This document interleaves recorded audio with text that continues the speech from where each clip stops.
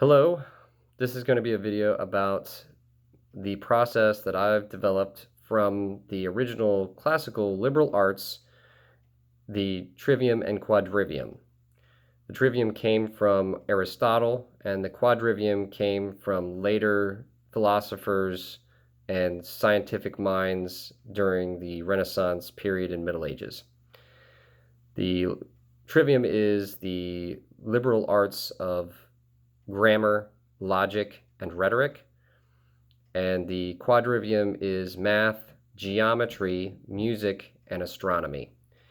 These 7 total liberal arts constituted when they use the term liberal arts, it means that when you come out of this process, you will have been liberated from the shackles of ignorance and be capable of critical thinking and capable of thinking for yourself, basically, in such a way that you no longer have the capacity to be enslaved at all.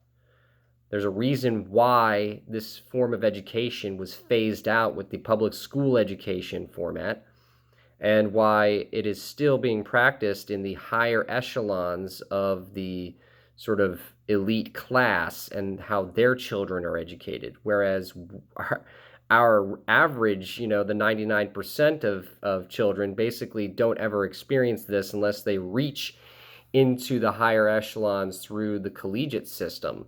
And at that point, they've already been so indoctrinated that whatever information they're given of the classical liberal arts will amount only to their ability to sort of critically think about whatever compartmentalized information they're given access to. So it's kind of a bastardization in a certain sense. Like they're not getting it early enough for it to be relevant for them to actually have the capacity for critical thought in any meaningful way. Now, the classical liberal arts were 7 during the Renaissance period, and that's really what created the Renaissance, according to a lot of scholars, is the fact that they had this classical education that was able to liberate the mind. What I have done with my work is to basically expand this 7 liberal arts to 21. And what it amounts to is a process by which the adults of this time period can create a world for the future generations that is in harmony with the whole human being, body, mind, and spirit, acknowledging that we do in fact have a consciousness that is immaterial that we need to take into account, the spirit. Now, that being the case, I will very briefly go over the total overarching 21 liberal arts. And here we go. So you start with the Univium. Now, the Univium is the beautiful world in which we could be living, but which we don't have currently. The Univium is the aesthetic for the first humans, or not the first humans, but for the human being to experience in its first sort of interactions with it. When a newborn is brought into this world, it should be into a world of beauty. The Univium is that aesthetic, the aesthetic that we create intentionally in order to give the best and most optimal state of aesthetic encouragement or the aesthetic experience for the first year or so of a child's life. The Univium. It's the first stage of the human experience, or the first interaction with a world that actually gives a damn about education. From there, from that aesthetic, gradually the child will interact with greater and deeper forms of complexity and interactivity. So at first, it's just an aesthetic. A baby, an infant, is not going to be able to interact with an aesthetic. The aesthetic is interacting with their mind. Classical music, natural forms, natural geometries, and things like fractals would be a fundamental component of their environment. With the second stage of this, the Bivium, you have a sort of an increase in their ability to affect that aesthetic, to create art, to be exposed to the sort of the inherent forms or the concepts that are inherent to the aesthetic itself. You look up at the stars. Well, what are the stars? Well, we have the ability today to show what the stars are with visualizations. And so a part of the whole process of this Bivium would be to expose children to the visualizations that we have constructed through technology, through the advancement of our knowledge of these things, but not through a didactic process where you're explaining it verbally. Because to a very young child, 1 to 2 years old, or up into like 3 years old, a child isn't going to be able to internalize that verbal information, but they can internalize the visual and auditory information. That's a part of the reason why they can understand facial expressions and things like that. They're very visually and things like classical music, very visually attuned. And same thing with linguistics, how they're able to pick up and understand verbal cues very early on.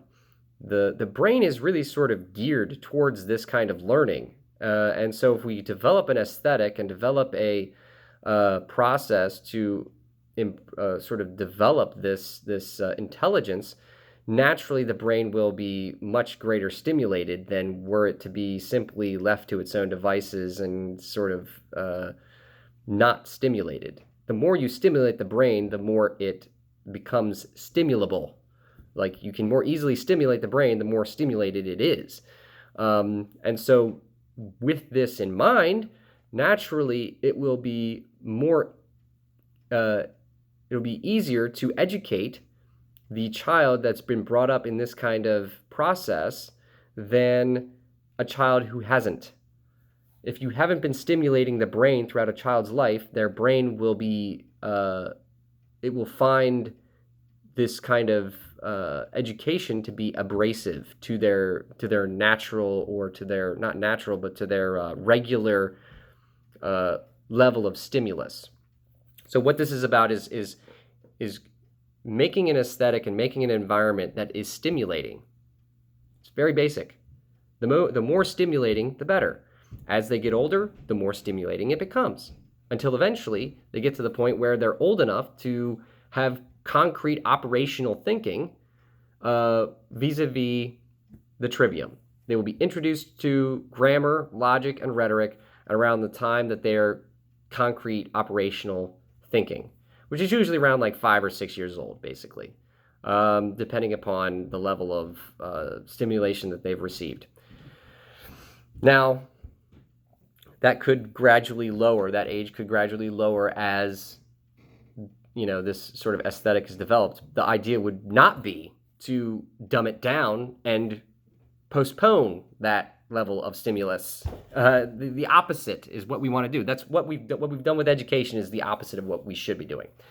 So once they're introduced to the trivium, at that point, their level of intelligence just naturally will be able to sort of gain this information. I mean, honestly, they've, for the most part, internalized the grammar inherently just by being exposed to native speakers of any language. Like, that's second nature, really. But the formal education about the rules of grammar and everything would be, you know, something that's very complex, but would be much easier to explain to a young child whose brain is like on a genius level compared to the adult. So much easier than if you do it 20 years down the line, which is what we try to do in our modern sort of system. So you introduce the education at around 7, maybe at the latest, probably. And then from there, you get to like 14, 15, you start educating them in the quadrivium: the math, the geometry, the music, and the astronomy. And so it's natural that they would be able to. Now, you could expose them to all these concepts much earlier on. That's what the whole Bivium concept is about, is that we're exposing them to these concepts visually and auditorily, but not didactically. The didactic education of these concepts is introduced at the around 14, 15 years old.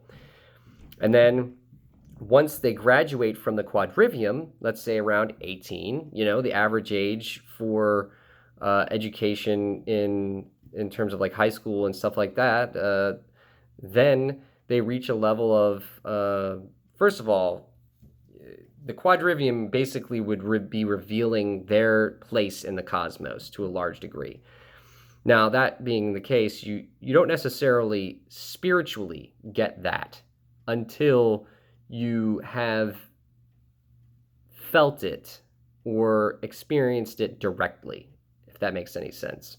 So how to go about having that direct experience of cosmic consciousness happens to be through what I call the pentivium. And the pentivium is the purification, accumulation, actualization, balance, and play of knowledge. Now, the purification of knowledge has to do with, in this specific instance, because, let's say that a person has gone through this whole process from beginning to end. It's a new era, a new world order has taken place where this system is the norm. Children are brought up into this aesthetic, and gradually stimulation has increased until eventually they graduate from the quadrivium. Now they're introduced to the pentivium. Now, at this point, the individual still has to purify themselves of the knowledge of what they've accumulated and experience it directly for themselves. That's not exactly an easy thing to do, especially in our time where we don't have the preceding liberal arts in play. But it's difficult even when you do have them in play, which is why the purification process is so necessary. This is really sort of an idea that I take from Jiddu Krishnamurti in his philosophy of sort of emptying out the cup so that it can be filled. This is something that Bruce Lee talks about as well. You have to be like water. You have to be able to flow. You have to be able to adapt. And so part of that is purifying yourself of the known, what you know. And after that purification process, you can start to then truly learn the information of who you are, where you are, and why you are in the universe. Something that is completely irrelevant or left out, disregarded in our current education paradigm. Who are you? Because only by you can't be free if you don't know who you really are. The truth will set you free, and the truth is who you are. That's the truth in that context. The truth will set you free. The truth is, well, you'll have to figure that out for yourself, but that is the key to liberty and to liberation, is to know the truth. Now, from there we go to the actualization of knowledge vis-a-vis activation, action, the acting upon the knowledge that you have acquired.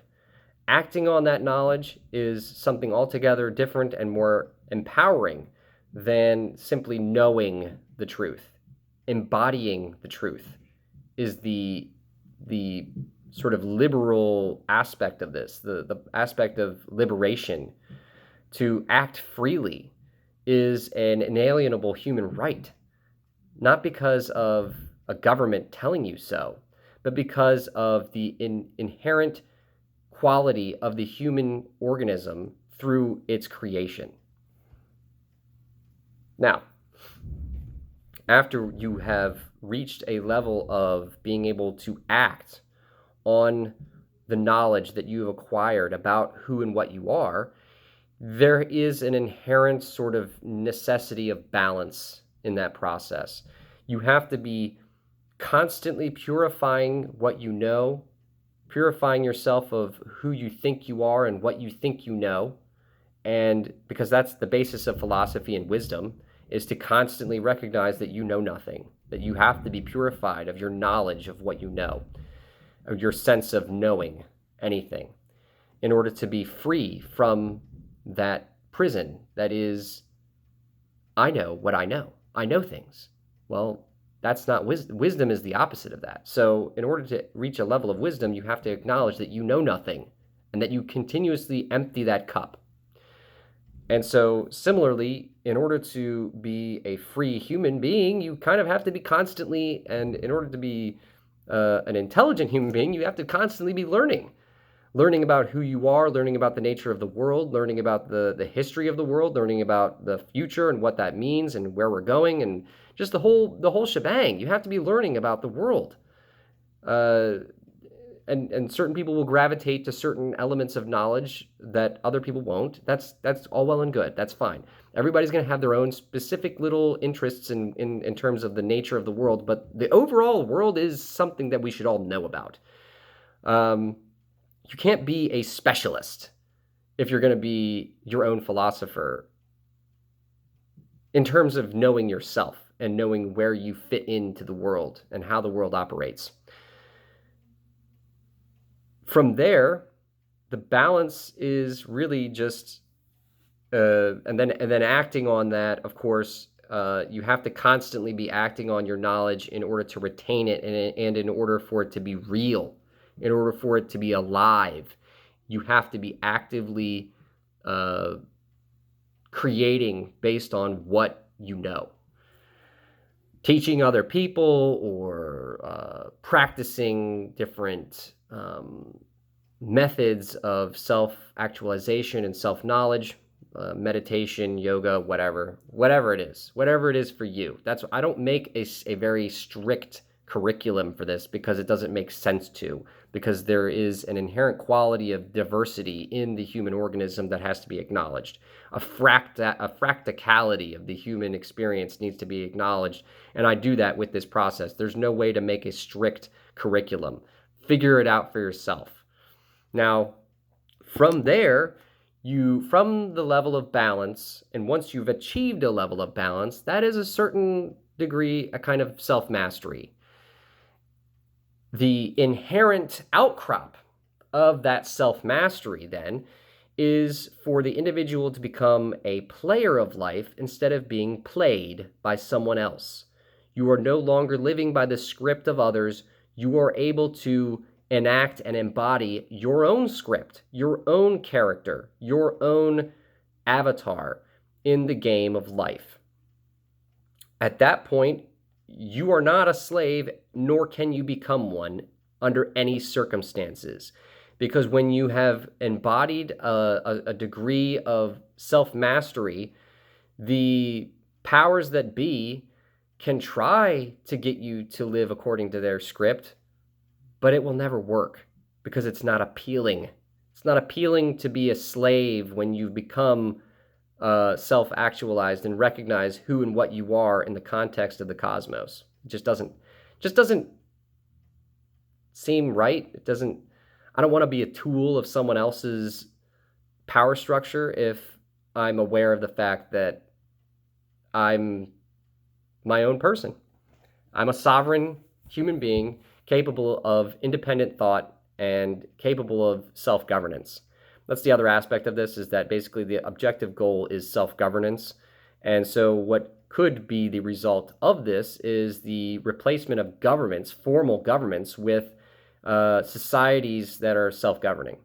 That's the goal, I guess, ultimately. The main quest of this game of life should be to free all of the slaves from the tyranny of the government that killed Jesus, basically.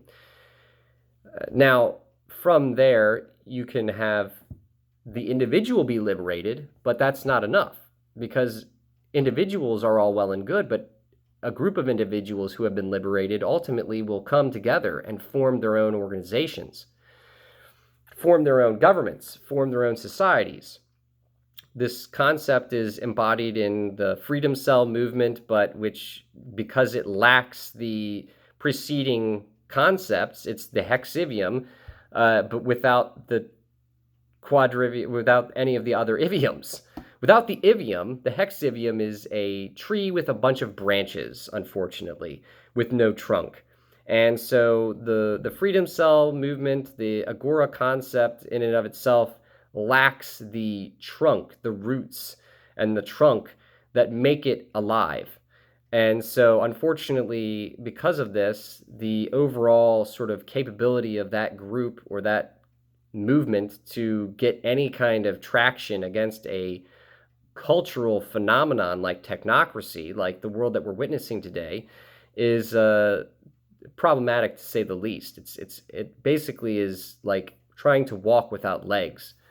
So, with that being said, the inherent necessity to strategize, organize, to then start educating people and manifesting some kind of attraction, some kind of a new culture, and then ultimately transcending this entire system is what I would call the hexivium, and what basically these groups or movements are attempting to do.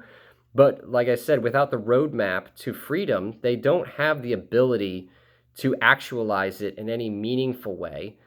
And so what they end up doing is running around like chickens with their heads cut off, aimlessly attempting to form some kind of a movement of resistance without the ability to create the resistance effectively.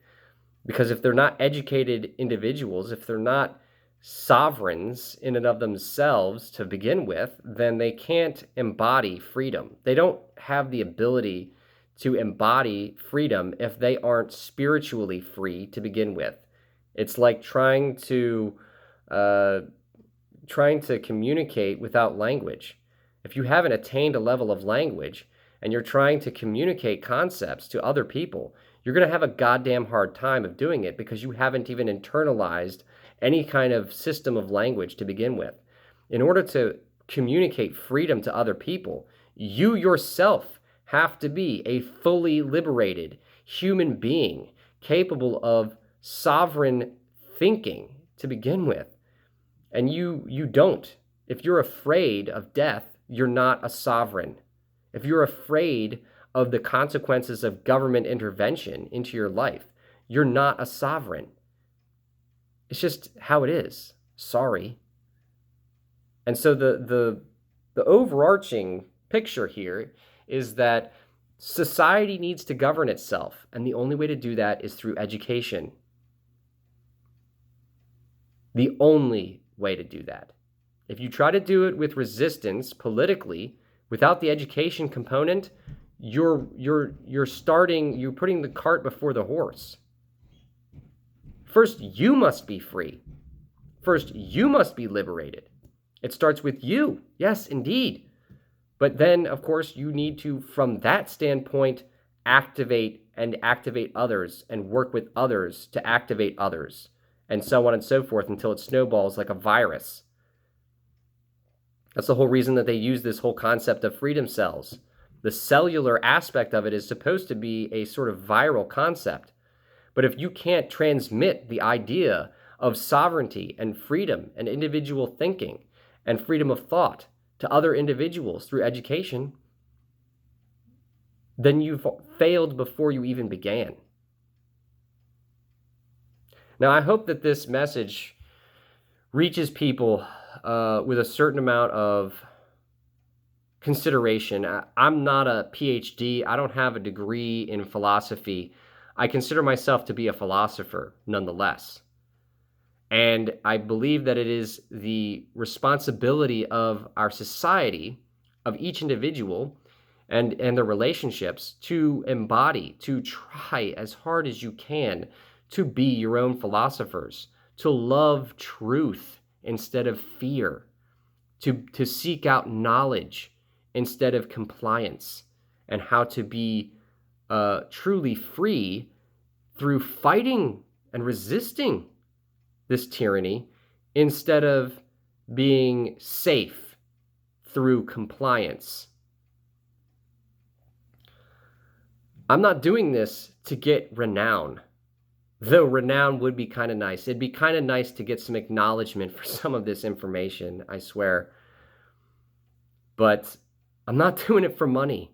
I'm not looking for riches. I'm not looking for being, put on a pedestal by people.